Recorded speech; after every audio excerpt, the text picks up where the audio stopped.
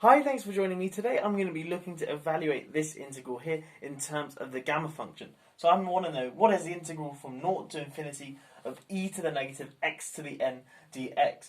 So in the exponent we've got minus x to the power of n, and n is just some natural number.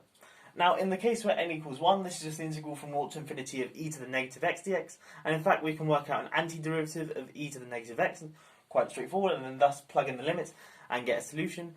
And in the case where n equals 2, we got e to the negative x squared, which is a Gaussian integral. It's a very famous integral. I'm not going to go into that one in this video here, but then this thing here equals the square root of pi over 2. There's quite a cool proof for that. But then in the case where n is 3, 4, 5, it's not quite clear what this thing here is, but I'm going to be evaluating this in terms of the gamma function. So if you want to have a go at evaluating this first, give it a go yourself, and I'm going to get stuck into a solution.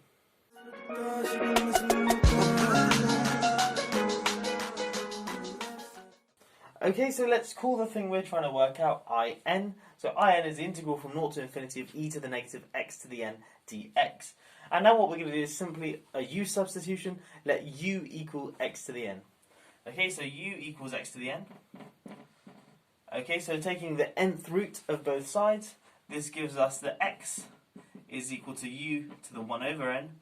So then we get that dx is equal to 1 over n times u to the 1 over n minus 1 du. Okay, so shoving this back into this integral here, we can write in terms of u, or an integral in terms of u. In equals the integral from, well, when x is 0, u equals 0 to the n, which is just 0. And when x is infinity, u equals infinity to the n, which of course is infinity. So we've got the same limits, and our e to the negative x to the n is just e to the negative u. Okay, but dx now is this thing here, so it's 1 over n times u to the 1 over n minus 1, and then du. Now what we want to do is clean this up a little. Firstly, 1 over n is a constant, so I can bring it out the front of the integral. So that's just 1 over n times the integral from 0 to infinity of e to the negative u times u to the 1 over n minus 1 du. But remember, u to the 1 over n minus 1 is just 1 minus n over n, like so. Now what we want to do is recall what the gamma function is. Remember, gamma of some number a, where a is bigger than minus 1, is equal to the integral from 0 to infinity of e to the negative xi times xi to the a minus 1 d xi. Okay, I've just introduced xi just to avoid any confusion with x and u. Okay, so in this case here, we can write this integral, perhaps I shouldn't have simplified it, I should have kept it like this, is u to the 1 over n minus 1. So this thing here, if we just compare and swap the xi for u, we get that this integral here is the case when a equals 1 over n. So this thing here is simply 1 over n times gamma of 1 over n. Okay, so this is the solution to our problem. Now I guess there are two different ways you can feel about this. You could be a bit like, this is a bit cheating. It feels like we're cheating. We're just writing our integral in terms of another one, which has a nice closed form, which we call gamma.